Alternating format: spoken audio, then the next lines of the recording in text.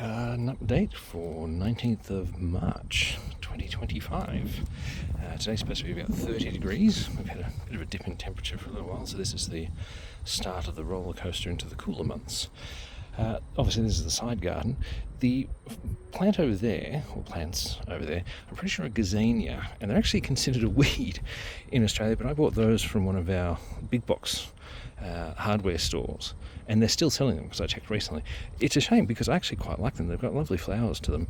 I assume they self-seed easily, but I don't know. But anyway, so that's the side bit at the moment. The Alyssum's doing exactly what I want it to, which is filling out the spot and basically preventing weeds from being able to pop up. And then in the back there, I'm planning on putting probably a lupin or something like that just to get a bit of height in there. But for the moment, that will do. Hopefully the wind's not too bad. We'll move around to the front though. Now, I really need to reference my little front garden diagram thing because I can't remember what a bunch of these flowers are. We've got more Alyssum, obviously. There's some gladioli, which I don't think these ones actually flowered, but I suspect I didn't water them enough, or the weather's been a bit temperamental, so they didn't sort of do much for them. There's some aquilegia in there. Excuse our noisy carport which is coming apart. These I'm not entirely sure, but I'm guessing, simply because of the shape and colour, that they're bluebells. This one I've actually trimmed back a little bit, but it's coming back again. Possibly Cosmos, I'm not really sure. Anyway, so this one's doing alright. It needs a bit of weeding and things, but that's alright. It's still got some nice bits of colour here and there. Aquilegia coming up nicely there. Going this way, these ones are coming up quite nice. I need to take cuttings of those. I need to figure out when to do so to maximise the chance of doing them. These are actually a native, I believe, that I bought from a local nursery, and they suggested they might be good for hedge plants, so I'll probably use it that way at some point. Lots of weeding needs to be done here because it grows in from the edge of the footpath, but the main thing is over the other side. Ta-da! I just did this section here today, which is added to that section that I did previously, which I think I did in a little video. A whole bunch of stockwood. It's actually all-purpose potting mix, I think is what it is, and then it's topped with some cow manure. And I got this, I didn't actually pay for it as such, I actually used survey rewards points to get it. I got about, I think, 12 bags of the potting mix and 4 bags of cow manure. I still actually have 2 bags of cow manure left, so I'll probably use those elsewhere. That little plant is a stock which was also bought from the hardware store. This one I think is a marigold. I'm not sure, I didn't actually have a label on it, which is a bit annoying, but anyway. I have put a few seeds in here. They don't seem to have taken. What do seem to have taken is what I suspect are sunflower seeds, because I had sunflowers in there, and I think some of them got in here because the birds have been eating them, and that's fine. There's another stock there. This one I put out early. This one I actually had in the greenhouse for a while, and that one's actually flowered, which is nice, so that's good. So we'll come across the main section here. The lemon tree is doing alright. The liliums still have green foliage, so I'm leaving them as they are. Once they start going brown, then I'll probably chop them down, and I need to feed this bed, really. I think it's an issue because the gladioli here didn't really flower as well. Having said that, there's one that has flowers on it there. But I also need to sort of rejig this one. Again, more Alyssum, because I love it as a fill-in plant. I think it's a raspberry ripple rose. I've probably got the label in there somewhere, but I can't find it. But I do love that one. It's got a lovely colour and has a nice scent as well. So more Alyssum there. I've got my Daphne, I think it is, odorata or whatever the variety. A lot of these aquilegia actually self-seeded. I think I had one there, and then they sort of spread out.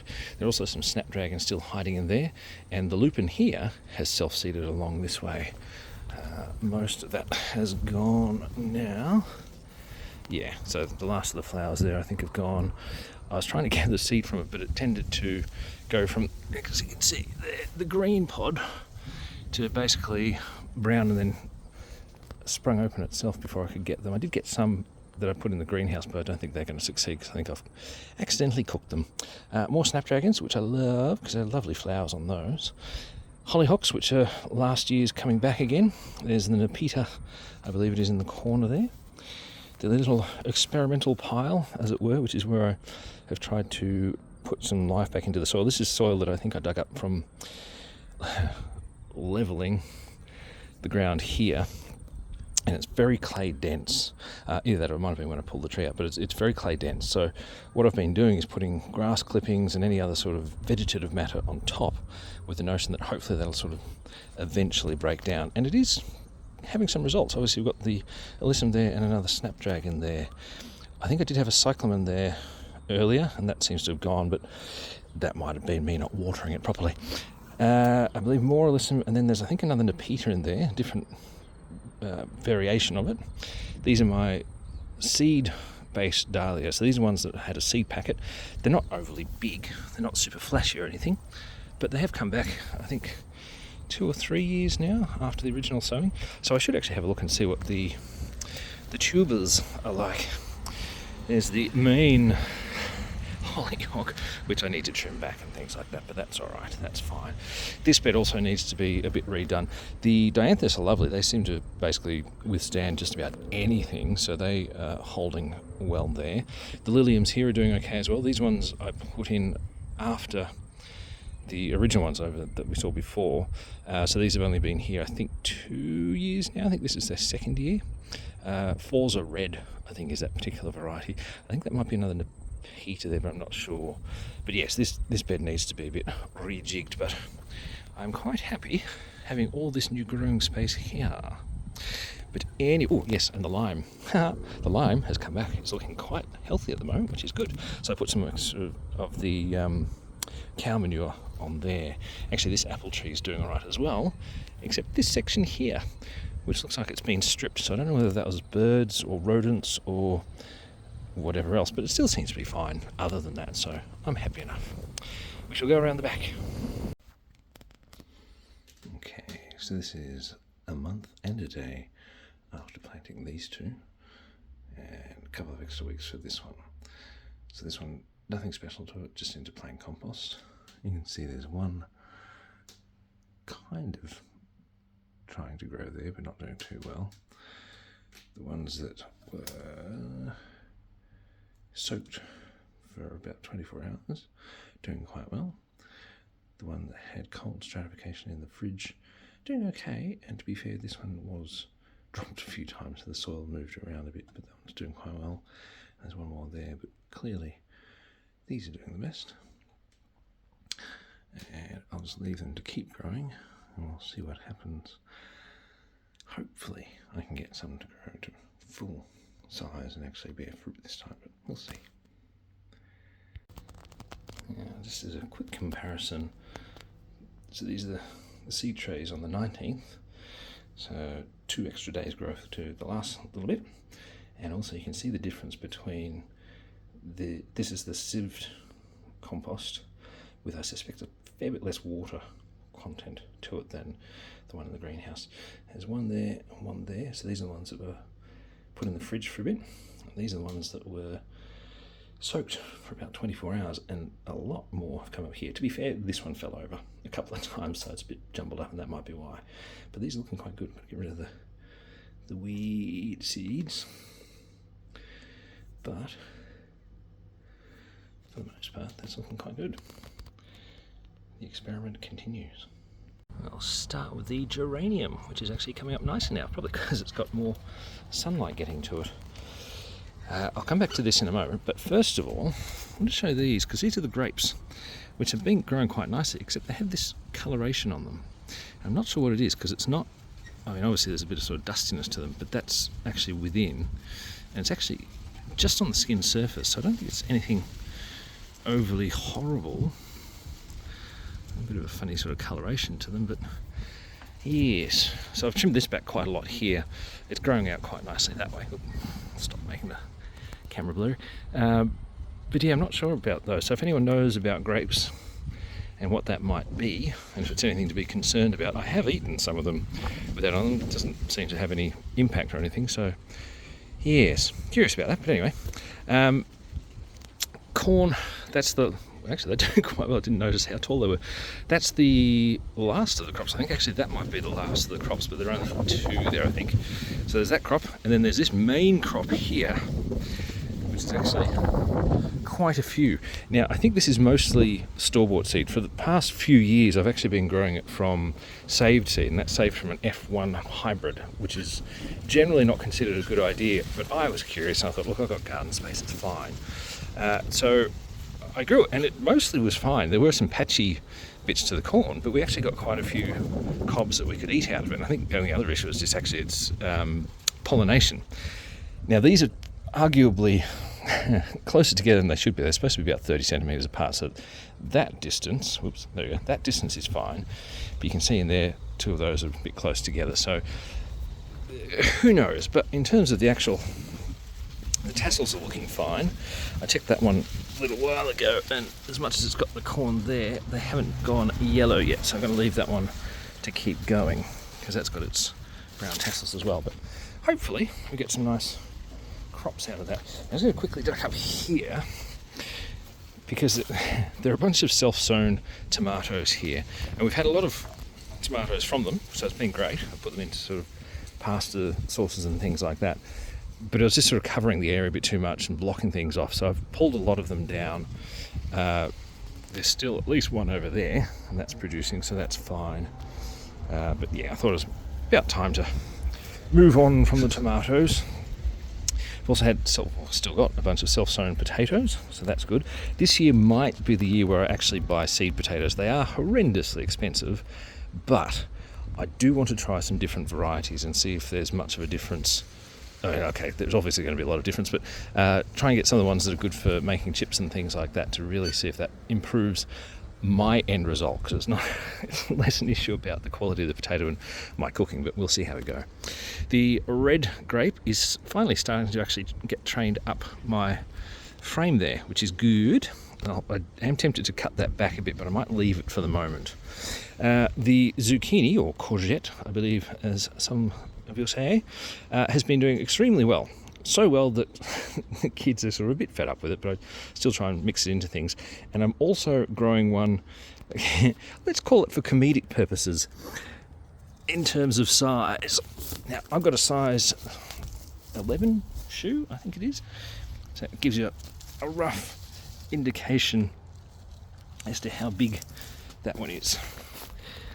It's just a silly size, but I figure, just let it keep growing. It's not really impacting anything, and at the end of the day, that's probably just going to end up as compost or cut up and put into something else. That's fine. Anyway, we'll get back to this bit here.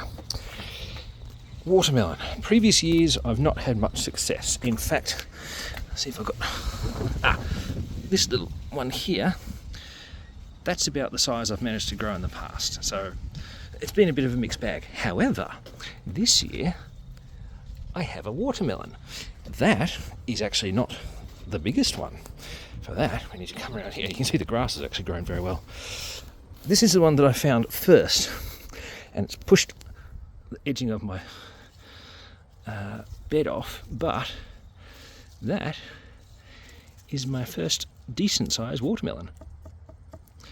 So I'm hoping that keeps growing. I probably need a bit more water in this bed, actually. So the main bed, the main veggie patch, has a sprinkler system. I use that quite a bit, and it has been working quite well. This one did have this little one here, but we don't have very good water pressure here, so it doesn't actually spray very far. So I tend to do this one manually, and I have to do that again today just to make sure it's getting a good water. Got some snow peas or sugar snap peas in here, another tomato plant. Some broad beans, I think they were. Was it broad? No, not broad beans. I've forgotten what they're called. Everyone will know them because borlotti beans, there we go. Just because I like the look of them, so growing some of those there. That's store-bought basil, one of those ones that come in the pots with way too many for a pot, so I planted those out. There's another one there. This may be a chili plant, I'm not sure, because I think I planted a few seeds obviously a bit late in the season, so they're probably not going to produce anything, but we'll see how it goes. Now over this way, the rhubarb is still doing nicely there. The gooseberry bush is chaotic. I think that needs a very good trim. Didn't get much fruit off it this year, but I didn't get a lot of fruit off it last year, to be honest.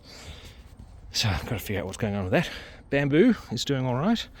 It's not growing as tall as I'd like, so I don't know whether that's an issue with me doing something or some other issue. I'll have to look into that. That was a zucchini plant that was actually on the corner here. I pulled it out just in case it was impacting the growth of the watermelon. This is also why I haven't cut the grass here yet, because that watermelon is growing all through it and I don't want a chance damaging it. The one surviving snapdragon there, this did show signs of rodent foraging, so I don't know if they destroyed the other ones, or most likely I just didn't look after them properly. Anyway, more or less some Josterberry, more of the see, I've forgotten them now. The weed ones that we're not supposed to have, gazanias, I think it was. Yeah, so again, I love the flowers, and I assume it's just because they must self-sow very easily. A whole bunch of snapdragons, because again, I love those flowers. They're very lovely. I'm going to guess that's... The flowers look like Johnny Jump Up, which could be viola.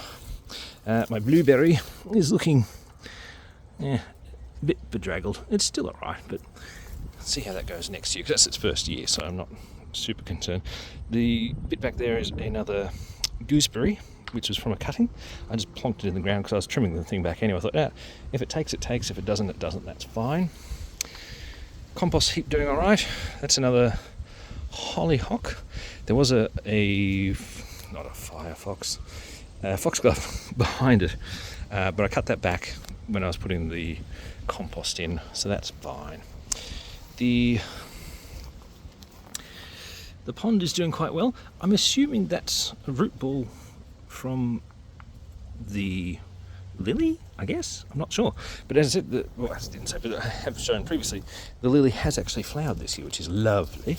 Oops. And I actually cleaned out some of this weed recently, but as you can see, you can actually see in the water now. It's no longer murky. This whole pond is a self-sustained ecosystem. And I say that, what I mean by that is, when I first set it up, I bought some oxygenating plants, which I think that's one of the main oxygenating plants, and some other aquatic plants and things like that, but it was mostly the oxygenating plant that I wanted to put in there. I also did a little bit of looking up and learnt that the algae that forms, the fish actually eat the algae as well. So when we first got it, we let it settle and things like that, made sure the water was at the right levels, pH-wise and things like that for the fish. Went out and got some black telescopic eye moorfish. I believe they're part of the goldfish family, quite distinctive looking. So we got 3 of those.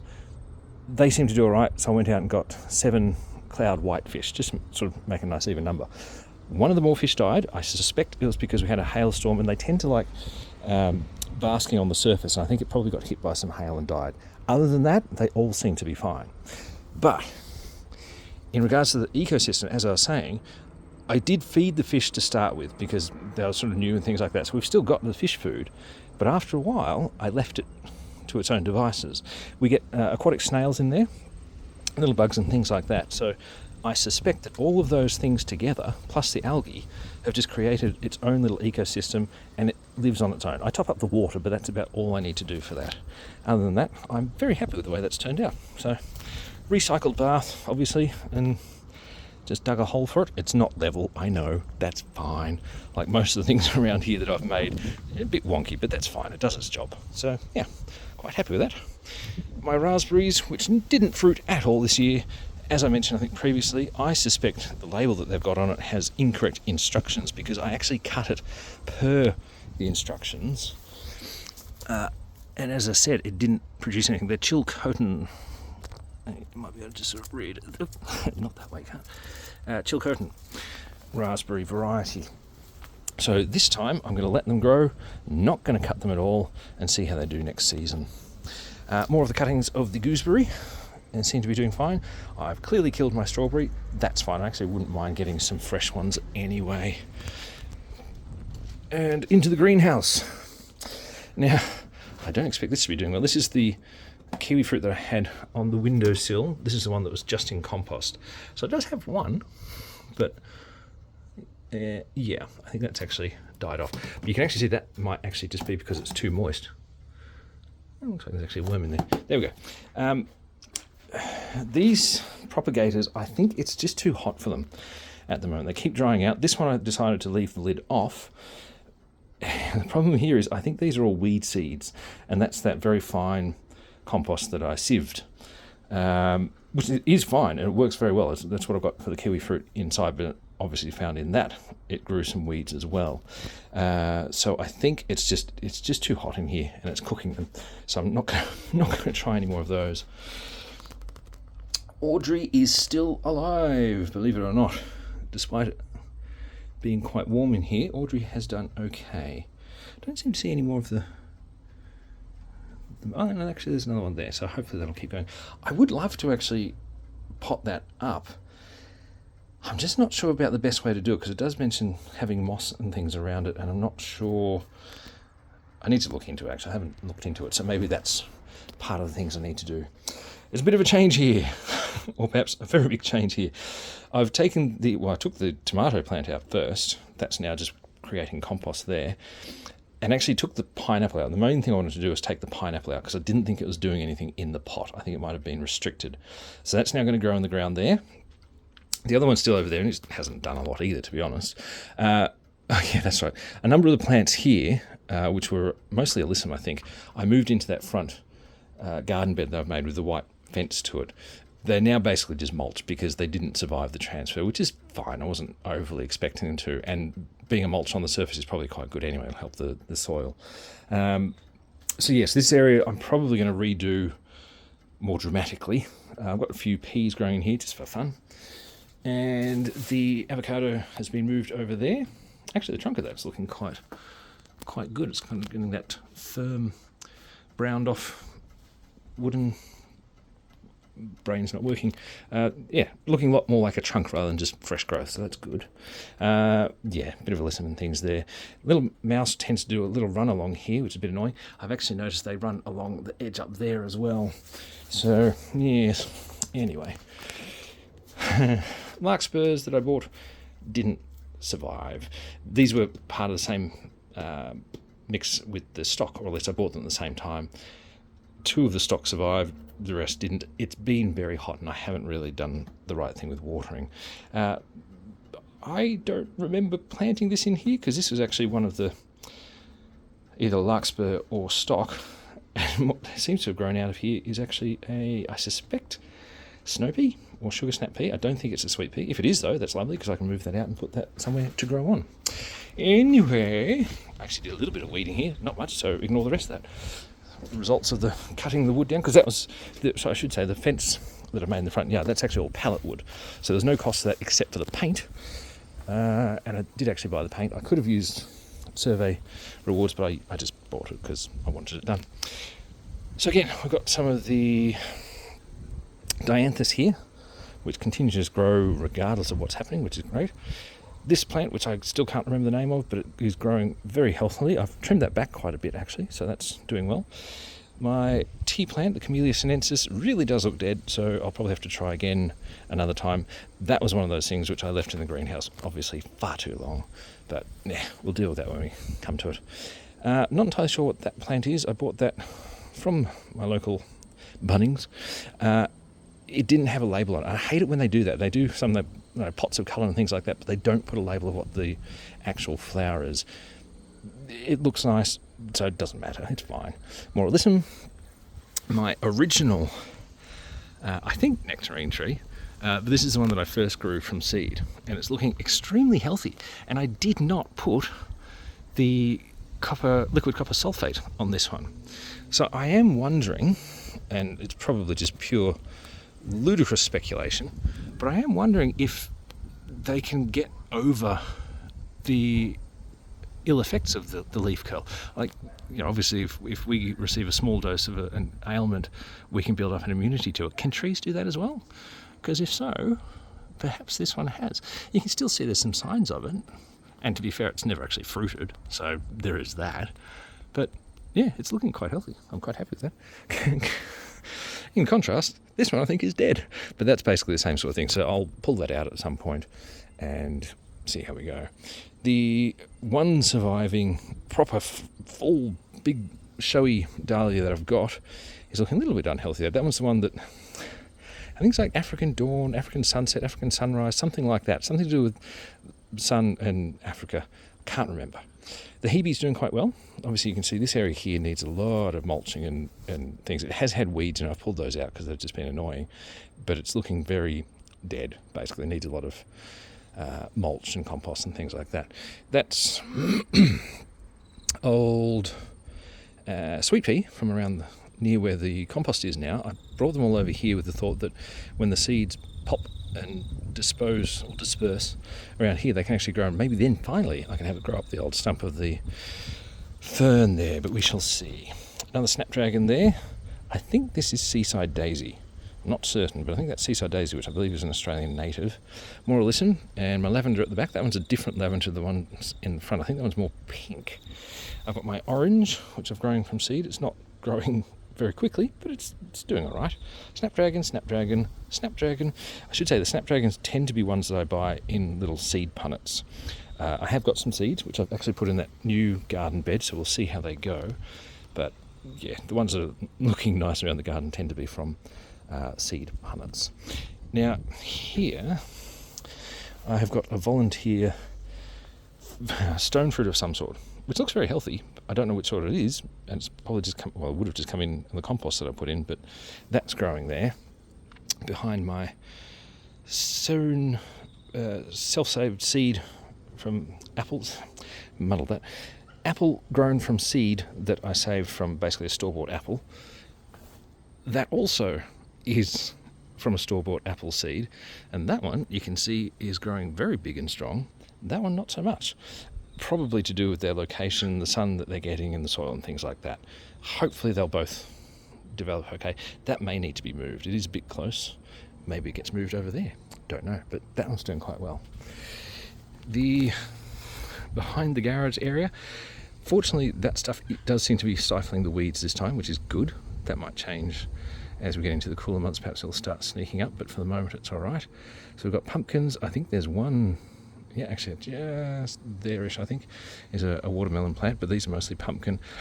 I'm hoping these are I think they're called sugar baby sugar pumpkins. They're the ones that are specifically used apparently for pumpkin pie, because I bought some of those specifically. If it's not that, then it should be the giant pumpkins, which should also be a bit of fun because they're just ridiculously big pumpkins, but that's growing fine, which is lovely. And then we have the plum, well, I believe it's a plum tree. I need to trim it down from there. It's getting a bit too big. It's had a lot of that nasty little slug thing, caterpillar slug thing that goes through the leaves and being nasty to it. I need to put that through the mulcher as well. But that is the garden for the 19th of March 2025. Thank you for watching and happy growing.